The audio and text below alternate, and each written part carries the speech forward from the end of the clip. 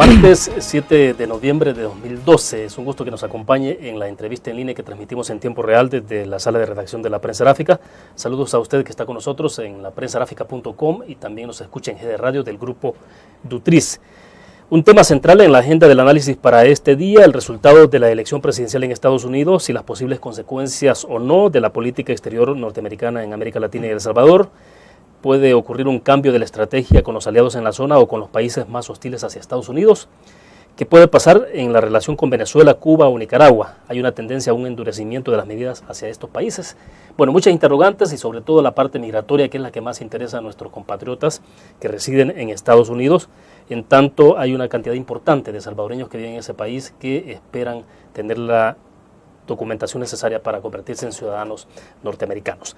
Para conversar de estos temas nos acompaña en nuestros estudios Oscar Godoy. Él es un reconocido politólogo y catedrático universitario para hacer un análisis de lo que hemos planteado. Oscar, bienvenido, un gusto. Buenos días, un saludo a todos y todas. Perfecto, bueno, se impuso Barack Obama un poco en el marco de la previsión que había de que podía ganar, aunque en un momento determinado, Oscar, cuando mirábamos un poco cómo el comportamiento de cada uno de los estados en términos electorales, pues se mostró una elección bastante reñida. Pero para comenzar, me gustaría que nos explicara un poco usted, desde su punto de vista, las dos claves en el triunfo de Barack Obama. Bueno, para comenzar, felicitar a los seguidores del ahora presidente Obama y felicitar también a los seguidores de Mitt Romney, que también hicieron una participación decorosa en todo este proceso electoral.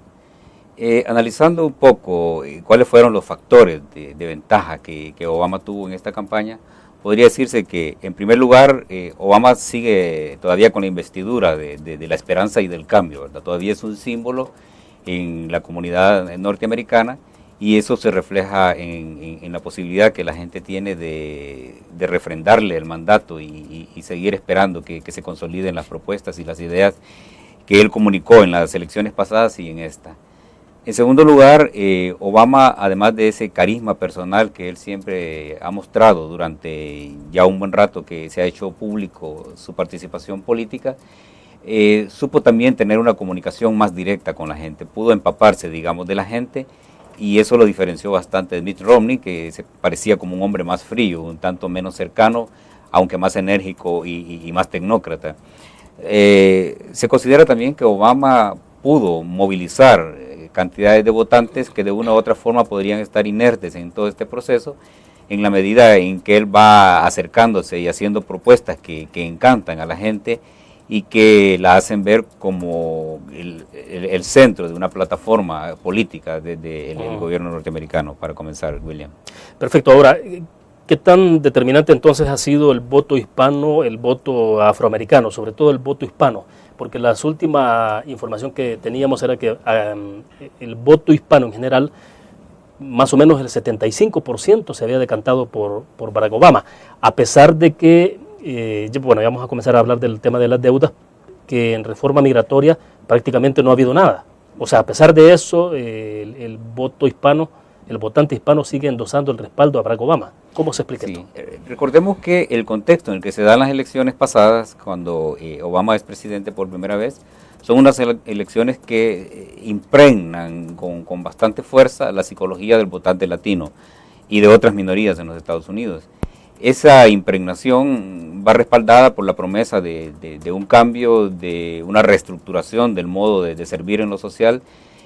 Va respaldada también por la esperanza de que los Estados Unidos pueden abrirse a nuevas formas de migración y a volverse un tanto más hospitalarios con aquellos que buscan el sueño americano.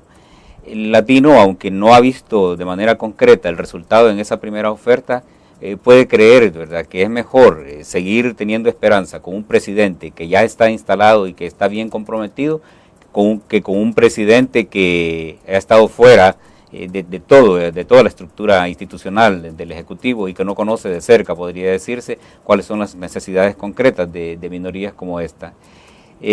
También la gente tiende a reconocer, ¿verdad?, que en alguna medida el presidente Obama ha dado luces de que puede abrirse y que puede mostrar un rostro un tanto más humano y más sensible, algo que Mitt Romney no pudo comunicar, ¿verdad?, y eso electoralmente se refleja.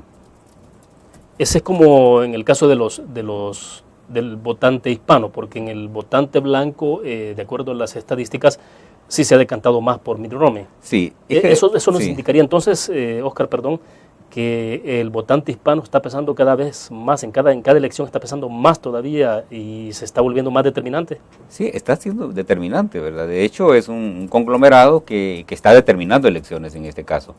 Como se vieron en las elecciones pasadas, Obama gana por el respaldo que tiene, ¿verdad? 7 de cada 10 latinos que votaron lo hicieron por Obama. En esta ocasión se espera que esa cifra haya sumado.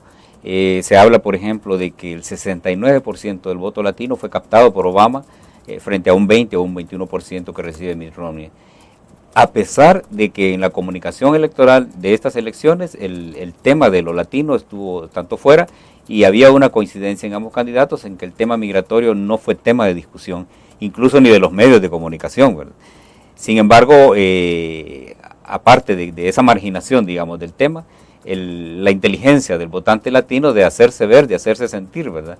Y de determinar una elección, y eso lo pone en condición de poder exigir más adelante beneficios migratorios, tal vez no como los ha ofrecido el presidente, pero por lo menos responder en algo a esa oferta hecha.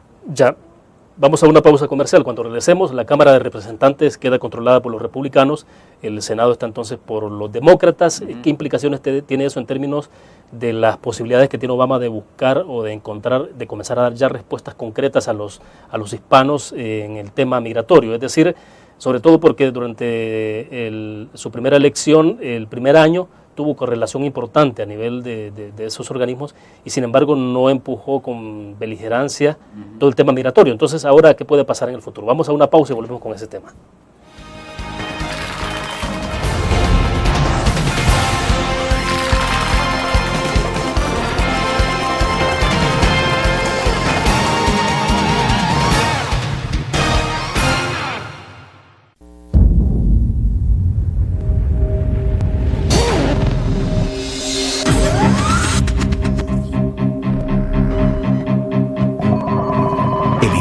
Estrategia financiera desde los negocios y la actividad económica hacia toda Centroamérica.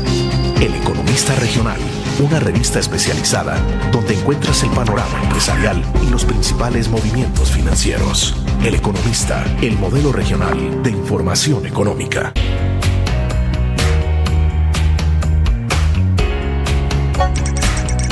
Cada momento, donde quiera que estés, te damos el mejor contenido en diferentes plataformas para que tú escojas el medio para informarte. Y ahora con Grupo Dutriz Alive, la nueva aplicación digital. Vive la información como una nueva experiencia en tu periódico. Multiplicamos la forma de informarte. Grupo Dutriz.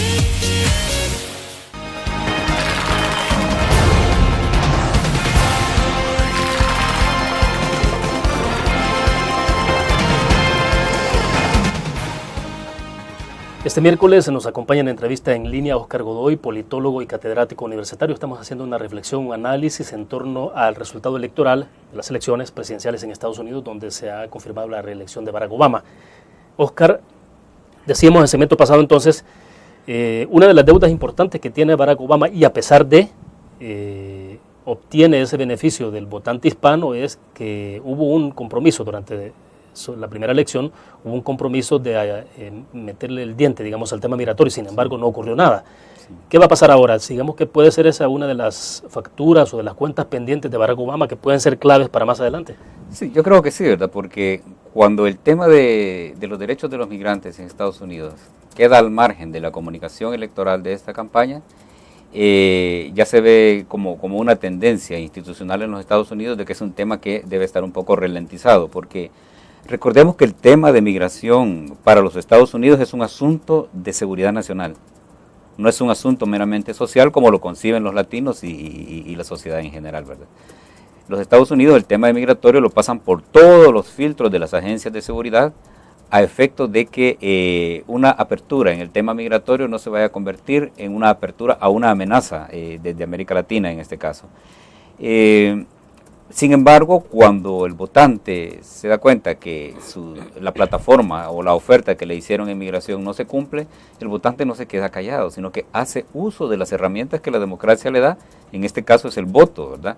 Como para recordarle, en este caso al presidente Obama, de que ese es un tema pendiente y que no está olvidado, ¿verdad? Y que hoy va respaldado con mucha más fuerza, y eso le podría dar legitimidad a cualquier operación que haga el presidente en esa línea, ¿verdad? O sea, pero es una fuerte presión para el presidente Obama. Es una fuerte presión. Más allá, porque el votante o el hispano en general, como usted lo decía, no necesariamente va a reconocer que este es un tema, el tema migratorio es un tema de seguridad nacional, como sí lo pueden reconocer las instituciones norteamericanas. Sí.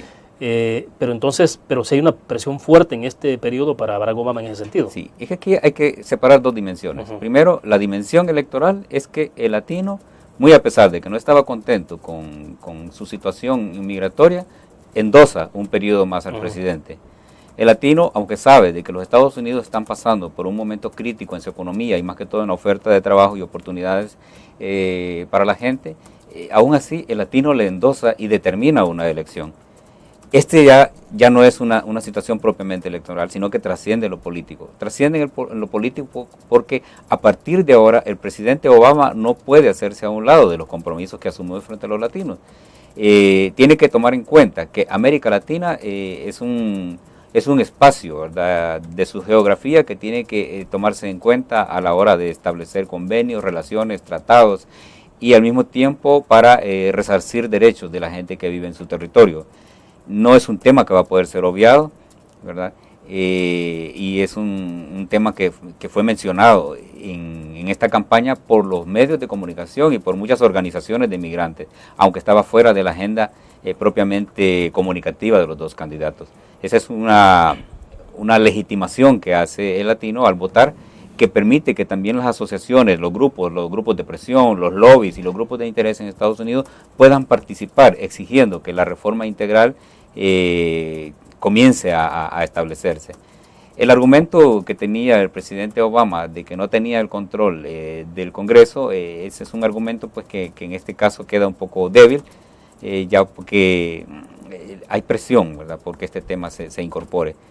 Ya está claro que quien quiera ganar una elección en los Estados Unidos a partir de ahora tiene que tomar en cuenta a las minorías étnicas de los Estados Unidos, las minorías raciales, y precisamente a los migrantes latinos, ¿verdad?, que ya tienen una fuerza significativa, que pueden estar representando un porcentaje alto en la plataforma electoral, y con eso pues se legitima el derecho de la gente a exigir que los presidentes o los funcionarios electos les cumplan, y en casos como este, en el tema de migración. Oscar, en el tema de la migración es el que más preocupa porque afecta directamente, es muy sensible para los hispanos en Estados Unidos, pero en el tema económico, que es global y que afecta también a los anglosajones, a todo el mundo en Estados Unidos, ¿cómo es que estando en una economía, en una situación tan delicada, Barack Obama logra una reelección? Porque cito el caso de un tuit que subió ayer Napoleón Campos. Decía él, Ronald Reagan fue uno de los presidentes que logró una reelección a pesar de tener un índice de desempleo promedio del 7% más o menos. Y ahora Barack Obama estaría repitiendo esa historia. Entonces, ¿cómo es que a pesar de esas, que uno puede decir es una gran contradicción? Sí, aparentemente es la misma historia, ¿verdad?, pero en esencia es diferente. ¿En qué sentido? Que la victoria de Ronald Reagan se da en un contexto de extrema polarización del mundo. Un contexto de extrema polarización con múltiples frentes de guerra abiertos por todos lados, donde Ronald Reagan se plantea como un hombre con un carácter fuerte para dirimir ese conflicto mundial, y la parte doméstica queda como relegada. Pues los norteamericanos en ese momento daban más importancia a la estabilidad política del régimen y no a la cuestión doméstica, porque eso podría resolverse más inmediato. En el caso de esta elección, donde también hay un proceso recesivo en los Estados Unidos, ¿verdad?, hay una crisis en el mercado laboral que puede desbordar incluso a una crisis financiera del sistema, la diferencia es que la gente hoy está más pendiente de lo doméstico, ¿verdad? Pero ¿por qué en esas circunstancias económicas y sociolaborales la gente vota por Obama? Lo dije al principio, porque Obama todavía está en su cuarto año beneficiándose del impacto psicológico de la oferta de cambio y la esperanza del elector. Y al elector no se le olvida también que Obama toma el gobierno en un contexto difícil, ¿verdad? Lo recibe de un George Bush, que es considerado un presidente que no fue tan bueno y que no fue tan útil, digamos, a los intereses latinos en este caso. La gente prefiere el adagio aquel, ¿verdad?, que es mejor lo viejo conocido que lo nuevo por conocer, y no quiso arriesgarse, ¿verdad? Creo que los republicanos tienen que trabajar un poco más en acercarse y hacerse ver y confiar, ¿verdad?, en el electorado latino, porque ya se determinó que eso es clave a la hora de ganar una elección presidencial en los Estados Unidos.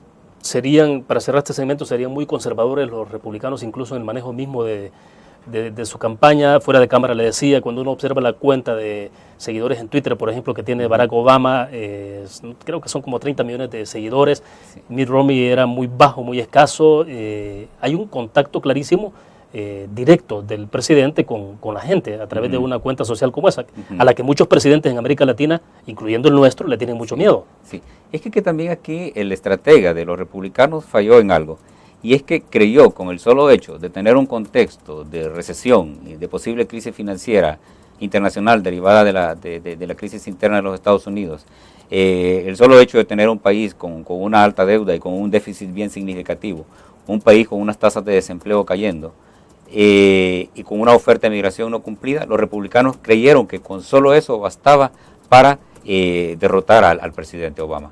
No tomaron en cuenta que ellos no habían tenido la credibilidad suficiente para crear ellos la esperanza, porque el estratega hubiera trabajado por crear ellos la esperanza. Por ejemplo, decirle a los latinos, lo que no hizo Obama se lo vamos a hacer nosotros, sin entrar en detalles qué es lo que iban a hacer, pero ese tipo de comunicación hubiera sido muy útil. Perfecto, vamos a otra pausa comercial, volvemos.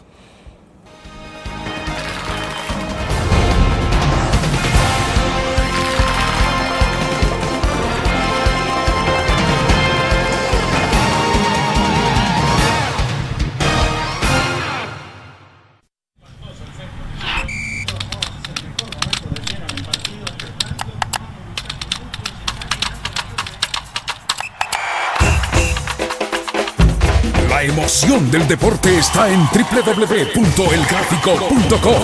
Ingresa al nuevo escenario deportivo y descubrí toda la pasión del deporte. Fotos, videos, fichas y resultados de las mejores ligas del mundo. Elgrafico.com. Conectados por deporte. Cada momento, donde quiera que estés, te damos el mejor contenido en diferentes plataformas para que tú escojas el medio para informarte. Y ahora con Grupo Dutriza Live, la nueva aplicación digital. Vive la información como una nueva experiencia. Multiplicamos la forma de informarte. Grupo Dutriz.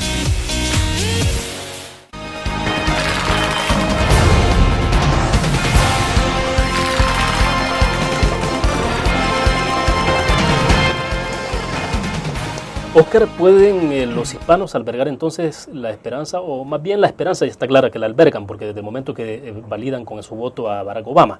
El tema es si ¿será que entonces Barack Obama les puede cumplir en esta oportunidad en algo? Obviamente no en la totalidad, pero sí, porque trasciende un tema de la parte migratoria, de la social que decía usted, a la parte de seguridad nacional de Estados Unidos. Pero entonces, ¿tendrá los márgenes Obama en esta oportunidad para enviar algunas señales, hacer algunos cambios en el tema migratorio? Sí, sí. Yo creo que están dadas las condiciones políticas para aumentar el lobby y la presión para promover el tema de migración. Sin embargo, soy un escéptico de que en los 4 años que vienen pueda haber una respuesta efectiva sobre eso. Creo que vamos a terminar los próximos 4 años siempre con la esperanza de una reforma migratoria integral. Puede haber algún tipo de apertura, ¿verdad? Y no en el sentido en que el latino promedio lo espera, sino que yo escuchaba, por ejemplo, en el discurso de victoria del presidente Obama, que decía, hemos escuchado y hemos aprendido, ¿verdad? Esas frases tienen un simbolismo político bien interesante, porque de ahí puede uno colegir diferentes cosas, y una de esas cosas es que ¿cuál era la propuesta de Mitt Romney en el tema de migración, ¿verdad? Abrirse a visas de trabajo para migrantes con capacidades extraordinarias, para migrantes con profesiones y destrezas que pudieran aportarle, digamos, conocimiento y fuerza productiva a los Estados Unidos, ¿verdad? Ese es un sentido un tanto más utilitario de la migración, pero que en alguna medida es un poco de apertura, ¿verdad? Si Obama logra conciliar con los republicanos ese tipo de cosas y ampliarlas más allá de la visión propiamente republicana, pueden darse algunos vestigios de avance en el tema de migración. Recordemos de que no hay un control de Obama en el Senado, ¿verdad? En el Congreso en general, ¿verdad? Porque tiene que deliberar mucho todavía, y ese ha sido parte de los argumentos que ellos tenían para no avanzar en el tema de migración. Sin embargo, aunque el presidente Obama no tenga control del Congreso en ese tipo de decisiones, sí puede aumentar su capacidad de lobby y su capacidad de persuasión a los republicanos para juntos construir una propuesta en ese tema. Algunos analistas sugieren incluso de que en este tema en particular los republicanos también se verán presionados y tendrán que de alguna forma ceder a algo en el marco de una negociación con los demócratas. Sí. Es decir, que el presidente Obama podría tener una ventaja, y es que los republicanos son los que estarían más presionados también en la medida en que se ven obligados a enviar señales al votante hispano de que también están interesados en ese tema. Sí, recordemos que estas elecciones dejan bastantes enseñanzas. Una de esas es que no se pueden ganar elecciones sin tomar en cuenta el interés latino. Y el interés latino tiene como dos palabras clave: trabajo y derechos de migración. Esas son como las dos palabras clave. Si los republicanos quieren aspirar a sustituir al presidente Obama en las próximas elecciones, tienen que comenzar ya a abrirse y mostrarse un poco más tolerantes al tema de los migrantes. Los republicanos deben repasar de que no se puede ganar una elección si se está en el plano propiamente conservador, pensando todavía en una Norteamérica pura y totalmente blanca. Deben abrirse, y creo que el tema de migración se presta para ello.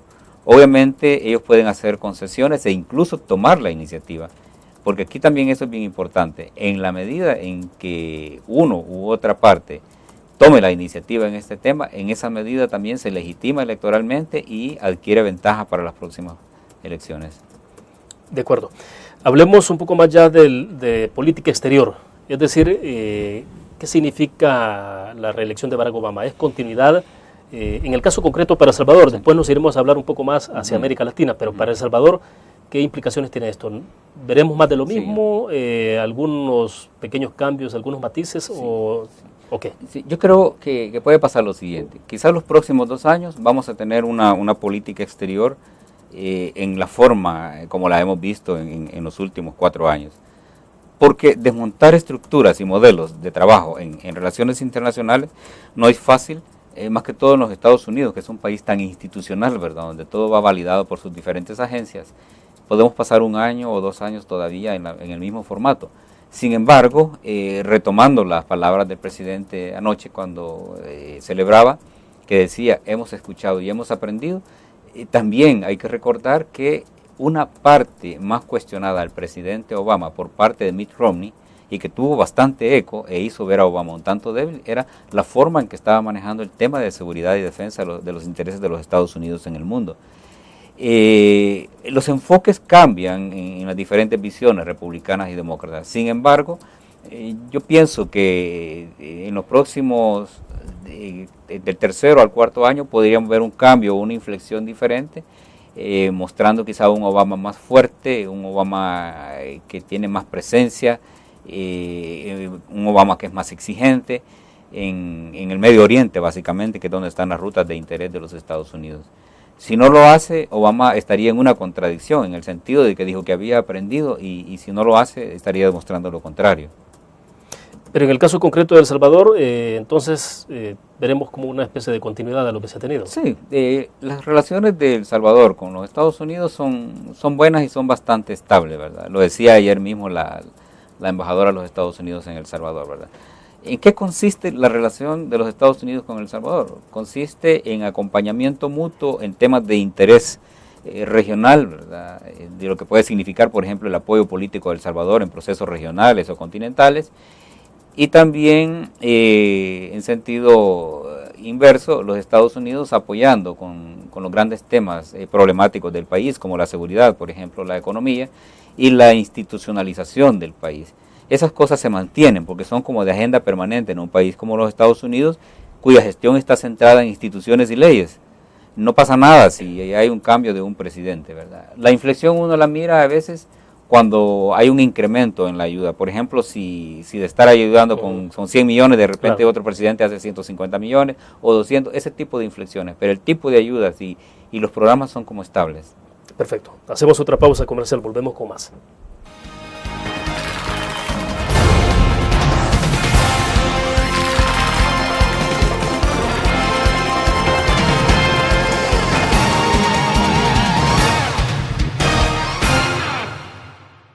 La interacción con la tecnología llega con múltiples formatos. Nueva revista Tech Live, la información tecnológica más actual y los gadgets que modifican tu estilo de vida. Tech Live es una revista multiplataformas que te ofrece los últimos avances de la tecnología, las herramientas de mayor utilidad e interesantes artículos de la era digital. Escoge el medio que te mantendrá actualizado o visita nuestra web. Espera el futuro con Tech Live, una publicación de Grupo Nutriz.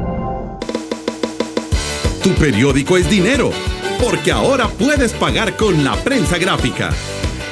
Busca y recorta en tu periódico el dinero, que podrás canjear en los establecimientos de nuestros aliados. Encontrarás uno cada día.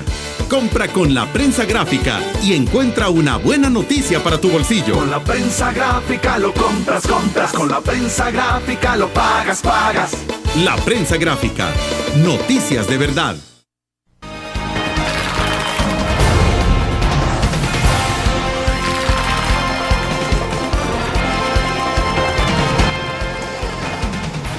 Bueno, tengo en el Facebook, una vez que hicimos el anuncio de que estaría con nosotros haciendo esta reflexión, Oscar, un par de comentarios de nuestros cibernautas y televidentes.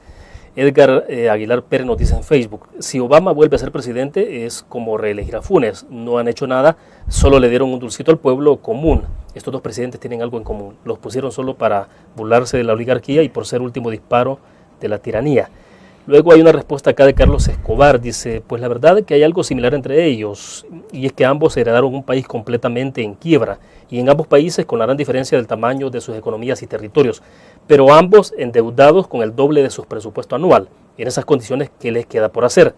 Definitivamente, dice, no son las mejores condiciones para hacer algo progresivo o de desarrollo.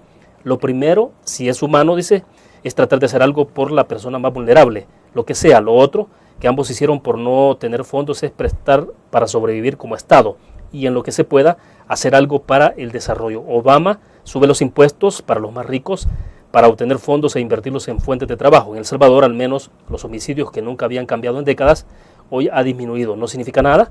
Pues dígame, dice, por favor, si no es esto la principal razón por lo que las inversiones no llegan al país. Obama, dice, no es que hará milagros para El Salvador, pero por la grandísima dependencia de El Salvador con Estados Unidos, mientras este país mejore su economía, nos favorecerá. De hecho, la crisis económica mundial con el epicentro en Estados Unidos a nosotros nos ha golpeado mucho más que cualquier país del hemisferio. Nuestra economía es dependiente de ellos. Bueno, continúa, pero me quedo hasta ahí.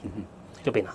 Bueno, efectivamente ambos gobernantes heredaron países en condiciones difíciles, ¿verdad? Aunque lo difícil para un lado significa una cosa y lo difícil para el otro es otra cosa. Lo difícil en El Salvador es que es un país saqueado por los políticos, ¿verdad? Es un país sustentado en la corrupción y la violación de las normas básicas de la gestión de Estado. Los Estados Unidos, por el contrario, es un país de instituciones de ley y de orden, ¿verdad? Es un país que tiene mecanismos alternos para dirimir sus crisis y que de una u otra manera sale adelante, ¿verdad? Que no es un país que se va a caer, ¿verdad? Como ocurriría con países como El Salvador. En segundo lugar, la comparación no procede, ¿verdad? Si se quiere comparar, por ejemplo, al presidente de la nación más poderosa del mundo, ¿verdad? Con más de 300 millones de habitantes, ¿verdad? Y con un territorio increíble y con un poder increíble en todo el mundo, ¿verdad? Comparar eso con un presidente de El Salvador no procede, porque El Salvador es mínimo, extremadamente mínimo en ese tipo de comparaciones. Lo otro es que puede haber ciertos parecidos, ¿verdad? Pero no significa mucho en ese sentido. Obama, en efecto, aunque ha tenido un énfasis y un modo bien particular de gestionar en los Estados Unidos, él es la cabeza de un sistema de instituciones. Los Estados Unidos podrían estar incluso meses sin presidente, pero si sus leyes están en orden, funciona el sistema. Ese tipo de cosas hay que revisarlas a la hora de hacer las comparaciones. Tampoco creo de que haya extremos, ¿verdad?, en los modos de hacer el gobierno entre republicanos y demócratas, ¿verdad? La diferencia es mínima, ¿verdad?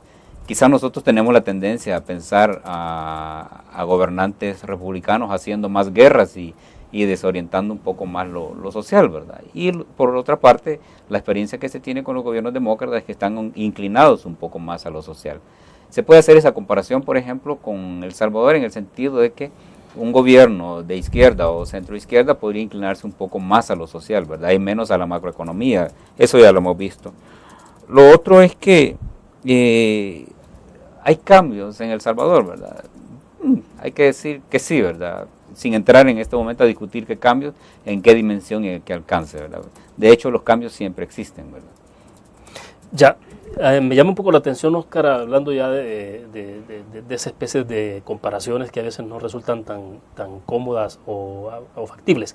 Pero bueno, ¿por qué hay una tendencia de la izquierda en América Latina, sobre todo, y la izquierda nuestra incluso, de mostrarse más afín con los demócratas? Eso lo hemos visto en los últimos años. Claro, en el pasado el imperialismo norteamericano era el imperialismo al margen de demócratas o republicanos, con los matices en política exterior obvios, pero ahora de repente como un alineamiento.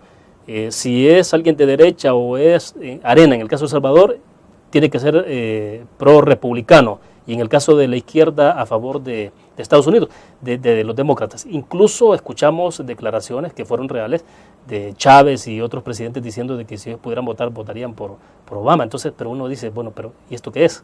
Sí, es por eso que acabo de decir, ¿verdad? De que en el caso de los demócratas tienen una leve inclinación a lo social y a los derechos civiles, ¿verdad? Eso en alguna medida conecta con la agenda de las izquierdas latinoamericanas, ¿verdad? Que defienden propuestas que vayan orientadas en ese sentido. En el caso de los republicanos, siempre están más preocupados como hacer producir el país y cómo incrementar los factores de fuerza de su economía, ¿verdad? Eso conecta con las derechas latinoamericanas, que tienden a ser derechas más empresariales que otro tipo. Entonces hay como una relación de afinidad, ¿verdad? Sin embargo, cuando uno revisa la dimensión de lo que significa ser demócrata y ser republicano, uno no puede atreverse a hablar de que hay izquierdas en los Estados Unidos, ¿verdad? Hay pensamientos más o menos conservadores, más o menos centristas, pero de eso a pensar que pueden ser referentes de izquierda, eso no se puede pensar en los Estados Unidos, ¿verdad? Ahora, hay que entender también que mucha gente lo hace, ese tipo de comparaciones y afinidades, porque tienen un impacto electoral en sus países, ¿verdad? Decir yo soy amigo de Obama puede entenderse aquí, ¿verdad? Como que soy más abierto, soy más tolerante y soy antiimperialista, ¿verdad? Aunque, como ya lo hemos dicho en este mismo set, ¿verdad? Ya no es de imperialismos que se habla, sino que del imperio, ¿verdad? Donde los Estados Unidos es un referente, más no la totalidad del imperio. Perfecto, vamos a otra pausa. Cuando regresemos hablemos un poco, siempre en el marco política exterior, si nos bajamos a las consecuencias que tiene la reelección de Barack Obama en el caso de Sudamérica, concretamente el caso de Venezuela, Cuba quizás, y luego hablamos más adelante también en el tema de Medio Oriente. Vamos a una pausa y volvemos.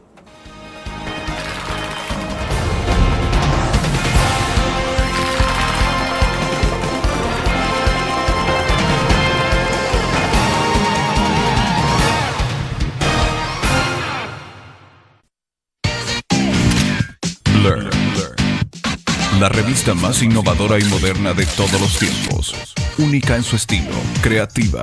Un espacio exclusivo y reservado de entretenimiento y diversión, llevada al máximo. Blur. Time Out, Movie, lo mejor de la cartelera. Art. Shopping, la guía de la moda. Go, viajes cortos fuera de la ciudad. Blur. Un graficionado no olvida la historia, y aunque perdió una y otra vez, no perdió el orgullo. El graficionado se levantó entonando su grito de batalla, respirando gritos de gol y celebrando las épicas victorias. Un graficionado cree en la magia de la camiseta y mantiene viva la ola de fe. Porque el graficionado sueña con volver a un mundial. El gráfico lo hacemos por deporte.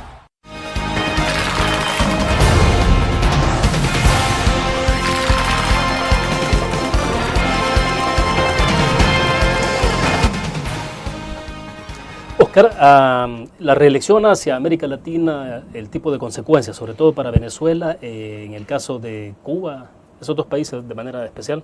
Sí. Bueno, vimos que las relaciones de los Estados Unidos con estos países, considerados sus antagónicos, durante el periodo de Obama, no ha sido muy trascendental, ¿verdad? Se ha mantenido como han sido siempre, ¿verdad? Sin embargo, en esta elección, Mitt Romney señaló mucho a Obama de que era débil en cuanto a su relación con Venezuela específicamente, ¿verdad? Mitt Romney señala a Venezuela porque Venezuela está identificada, ¿verdad?, como un centro de conexiones con referentes del Medio Oriente y de países y regiones que son antagónicas a los intereses de la seguridad de los Estados Unidos. Yo creo que en ese sentido, cuando Obama dice hemos aprendido y vamos a cambiar el modo de hacer las cosas, está pensando en que debe mostrar un poco más fuerza en aquellas partes donde se le ha señalado, ¿verdad? Precisamente porque recordemos que a partir de ahora comienzan las próximas elecciones en los Estados Unidos. Todo lo que hagan los republicanos y lo que hagan los demócratas va a tener impacto en el próximo proceso electoral.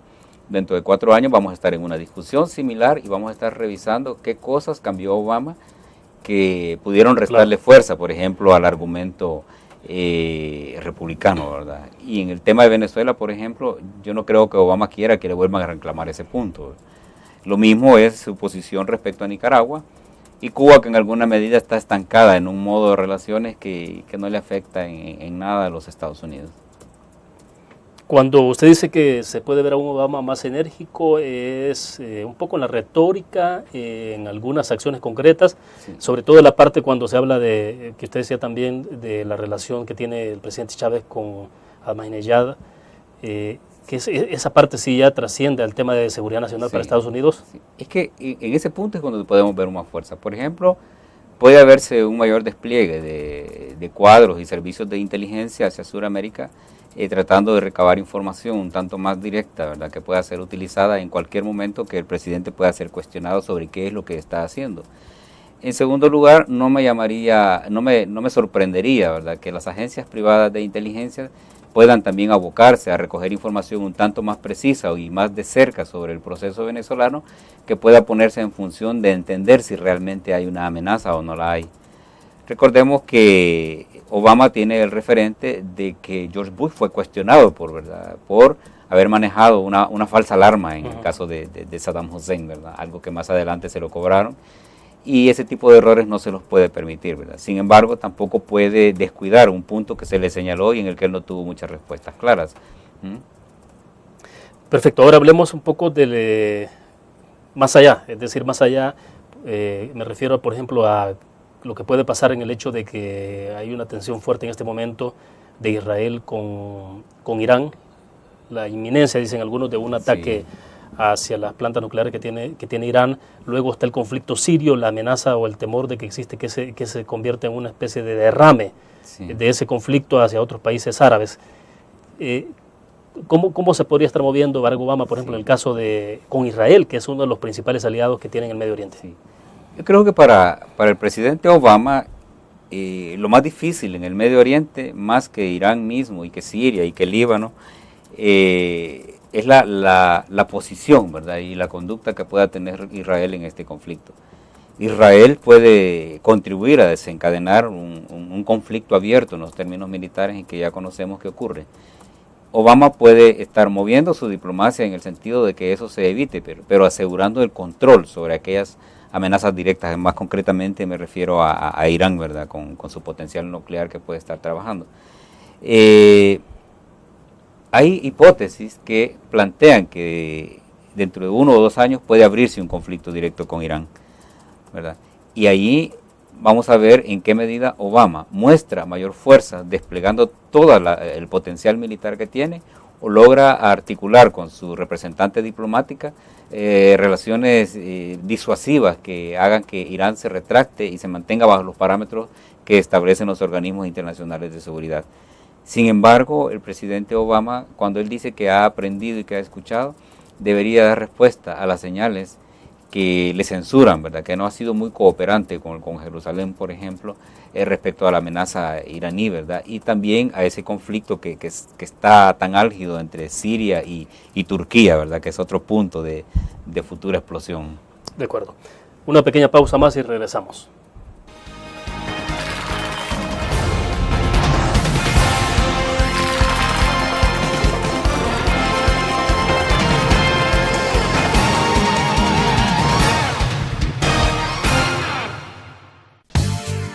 El ascenso en sus negocios depende de mucha información. El Economista es la primera y única revista que analiza el mundo de los negocios, convirtiéndose en la fuente de consulta de los principales acontecimientos financieros y económicos de la región centroamericana. Será su referente de la actividad empresarial. Le deseamos un feliz viaje de negocios.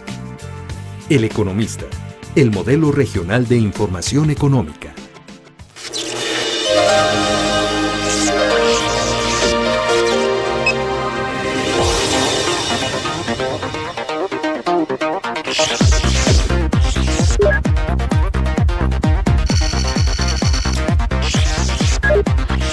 Estimulamos tus sentidos para que leas, veas, escuches e interactúes con la verdad. LPG Multimedia.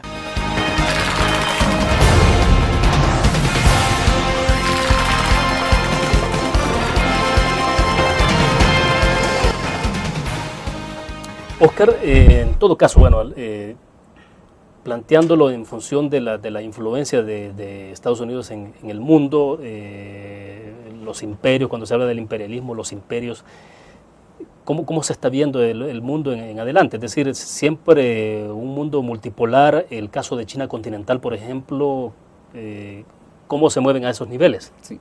Hay un replanteamiento, ¿verdad? Ya tenemos un par de décadas donde el imperio se ha consolidado, ¿verdad? Ya no es aquella energía y aquel movimiento que llamábamos imperialismo, ¿verdad? Sino que el imperio es una concreción política sin fronteras, ¿verdad? Pero geográficamente ubicado, ¿verdad? Se habla de esos ejes, ¿verdad? De Washington, Berlín, Tokio, Londres, Bonn, que son como los grandes centros donde se expresa el imperio de una manera fuerte, ¿verdad? Pero ese imperio que ha estado consolidado pasa también por una etapa de transformación. Vemos, por ejemplo, cómo la crisis europea, ¿verdad? El gran sueño europeo, ¿verdad? Cómo se está replanteando a raíz del desbordamiento de aquellos grandes conceptos de gestión de lo social, ¿verdad? El estado de bienestar que pone en crisis al sistema en Europa y que se muestra como frágil a la hora de costearlo, ¿verdad? Y que tiene un impacto económico muy sensible. Frente a una China que se ha venido consolidando económicamente en los últimos 30 o 40 años, pero que sin embargo en este periodo se ha abierto y decir también que tiene vestigios de recesión, ¿verdad? Y algunas fisuras en el campo financiero y económico. Vemos también a una Rusia que quiere repotenciarse en lo político, ¿verdad? Y que eso le permite tener alianzas o al menos relaciones con países que pueden ser antagónicos a los Estados Unidos, como Irán, el mismo Siria. Y vemos también cómo potencias como la India y el mismo Brasil, ¿verdad?, que están pulsando por entrar a conformar parte de esa estructuración que llamamos el imperio, ¿verdad? Creo que el imperio está pasando por una fase no agónica, como dicen los marxistas, ¿verdad?, pero sí en una fase de transformaciones. Yo creo que en los próximos 10 años vamos a ver una convulsión en ese sentido, pero que el producto final va a ser más imperio, ¿verdad? No nos quepa duda que eso es lo que va a quedar. Ahora, no, en este momento no hay como una especie de mover el piso hacia Estados Unidos, es decir, no hay señales que indiquen eso. Lo de Europa es interesante porque sí, cuando usted plantea el tema de la parte social, del sistema, de la responsabilidad social de estos sistemas en Europa sobre todo, y ahora se sienten tocados, o sea, ¿Hacia dónde darán el giro Europa? ¿Volverán a ver un poco más hacia Estados Unidos de cómo ha logrado conservarse a pesar de toda esta crisis? Sí. Recordemos que con la caída de la Guerra Fría se habla un aspecto teórico que pocos lo habíamos revisado. Durante muchas décadas se hablaba del capitalismo en sentido estricto. Sin embargo, después del fin de la Guerra Fría y de cómo se recompuso el mundo en términos de sus modelos económicos, se comenzó a hablar de los capitalismos anglosajones, los capitalismos germanos, los capitalismos asiáticos, incluso algunos que se atrevían a hablar del capitalismo socialista de mercado, ¿verdad? Que eran unas expresiones lingüísticas que nos demostraban que había algo cambiando en el modo de concebir el capital como estructuración, ¿verdad? A nivel mundial. Eso mismo sigue ocurriendo, ¿verdad? Creo que los europeos están enfrentando una crisis interna producto de esa pulsión entre lo teórico y lo concreto, de cómo se gestiona la Gran Unión. Un Estado que debe replantearse en términos de su tamaño y de sus capacidades, un Estado que debe redefinir las agendas respecto a las grandes demandas, y una población europea también que tiene que aprender un modo diferente de funcionar en el espectro político y económico de su región. Creo que esos son los traumas que está pasando Europa. Pero en ese sentido se puede mostrar, o Estados Unidos se puede mostrar un poco más estable en términos de cómo está gerenciando esta crisis económica, por ejemplo. Por eso le decía, cuando los europeos de repente, ¿a qué se verán obligados? ¿A volver la mirada otra vez al sistema norteamericano? A hacerse un poco más, no sé si es la palabra, pero más insensibles en la parte social? Sí, no en ese sentido, sino que el gran reto de los europeos es responder a la siguiente pregunta: ¿cómo mantengo mi estado de respuestas y servicios en lo social, pero bajo otra modalidad de financiamiento? Ese es el gran reto. ¿Va a ser el Estado el que va a financiar todo, o debo encontrar mecanismos diferentes para que el ciudadano común siga gozando de los privilegios de estar en condiciones de primer mundo, ¿verdad? Que sabemos que ese es el modelo europeo. Los Estados Unidos también ven a Europa como un referente de lo que puede significar un desequilibrio de esa modelación, ¿verdad? Recordemos que la Unión Europea es una creación reciente comparada con la institucionalidad que tienen los Estados Unidos, ¿verdad? Más de 250 años no se pueden comparar, ¿verdad? A una estructuración reciente de 40 o 50 años. Y vamos a ver en los próximos 5 o 10 años cómo Europa se replantea, cómo se reajusta. Quizá podemos seguir hablando de la Unión Europea, ¿verdad? Pero con significaciones diferentes, siempre dentro de la clave capitalista, discutiendo quizá qué tipo de capitalismo es el que va a reforzarse o institucionalizarse. Bueno, en el último segmento de la entrevista volveremos a la parte más terrenal, es decir, a lo más cercano a nosotros. ¿Qué influencias puede tener o no la reelección de Barack Obama? ¿Tiene algún sentido para la próxima elección presidencial de 2014 en El Salvador? Vamos a la pausa.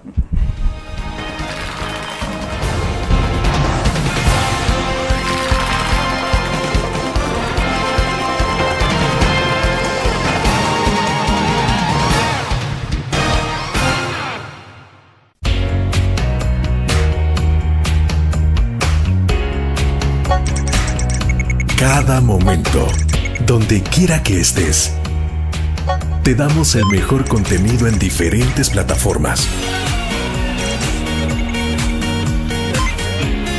Para que tú escojas el medio para informarte. Y ahora con Grupo Dutriza Live, la nueva aplicación digital. Vive la información como una nueva experiencia en tu periódico. Multiplicamos la forma de informarte. Grupo Dutriz.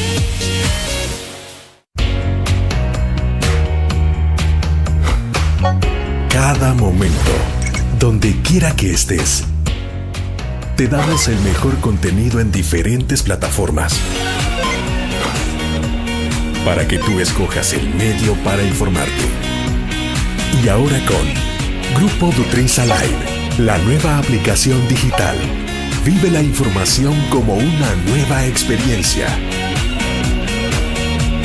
Multiplicamos la forma de informarte. Grupo Dutriz.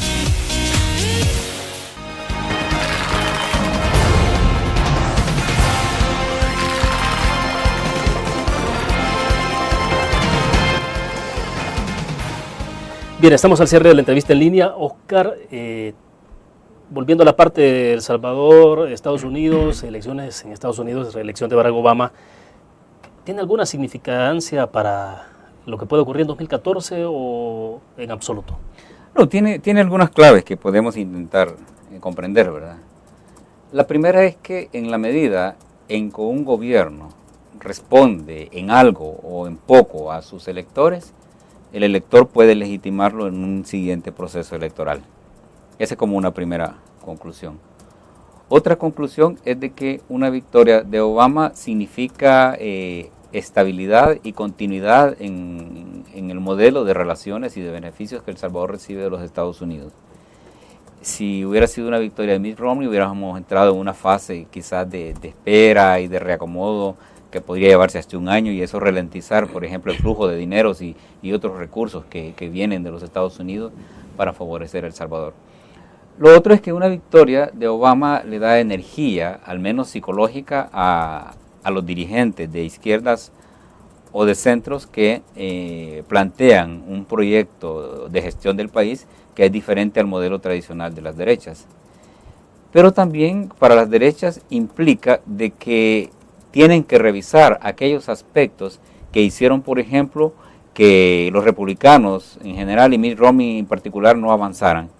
Esa desconexión que se le ha señalado a los republicanos con la gente común, un Mitt Romney que no se impregna de pueblo, que no suda con la gente y que no se compromete con la gente de manera bien concreta, pasa su factura, ¿verdad? Las derechas también pueden obtener una lección de eso, ¿verdad? Y nada mejor que hoy en tiempos electorales donde las diferentes fuerzas electorales del país pueden hacer cambios de estrategia y de comunicación política que les permita anclarse a la gente, porque no olvidemos que en última instancia el sentido ético de una gestión política y de una gestión de Estado es la vinculación con la gente y responder a los intereses y necesidades de la gente. Pero ya no se visualiza ninguna especie de traumatismo, bueno, ya está el FMLN en el poder de la mano de Mauricio Funes, sí. Podría ocurrir que llegara en 2014 Salvador Sánchez Serén también, sí. O Norman Quijano, pero igual, o sea, sí. el tema es que esa parte ya prácticamente es un tema superado. Está superada, ¿verdad? Porque, por ejemplo, cuando se propone, cuando se elige como candidato al profesor Sánchez Serén, él hace dos movimientos que son simbólicos en política. Uno es que va al sur, ¿verdad? Va al sur, va a Venezuela, va a Ecuador, etcétera, pero también va a los Estados Unidos y va a Canadá, ¿verdad? Entonces es como decir, voy a seguir con el modelo del presidente Funes, ¿verdad? Que el presidente Funes, cuando inauguró su periodo, dijo, voy a modelarme en cómo gestiona Lula, un referente de la izquierda moderada en Brasil, pero también a seguir los pasos del presidente Obama, ¿verdad? Y en El Salvador voy a seguir a Monseñor Romero. Entonces, ese tipo de mensajes, de simbolismo en la comunicación son los mismos, ¿verdad? Yo no veo grandes diferencias, porque también no olvidemos de que El Salvador es un país tan pequeño, tan determinado y tan dependiente que no puede darse el lujo, sin traumatismos, de entrar en un antagonismo de modelos de gestión con los Estados Unidos. O sea, la sensibilidad de las remesas. Eso, ¿verdad? Punto central. Primero, por la sensibilidad de las remesas, ¿verdad? Segundo, porque sigue siendo un espacio geográfico donde podemos estar enviando a nuestra gente desempleada, ¿verdad?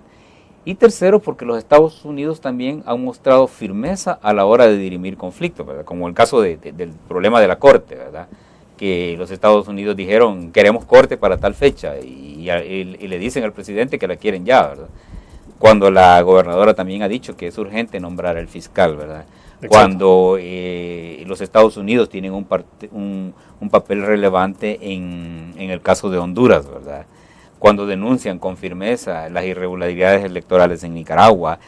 Los Estados Unidos siempre están tirando ese tipo de comunicación y la izquierda sabe eso, entonces no va a entrar en un problema donde puede traumatizarse la relación. Entonces, ¿tiene alguna limitante también finalmente la influencia de Hugo Chávez a través de Alba Alimentos, Alba Petróleos, sí, y la relación que tiene estrecha entonces con el FMLN? Sí, es que veamos que hay un giro también ahí, ¿verdad? El mismo Chávez se ha vuelto un tanto moderado, al menos en la comunicación, y un tanto más cauteloso, ¿verdad?, en cómo comunica su antagonismo.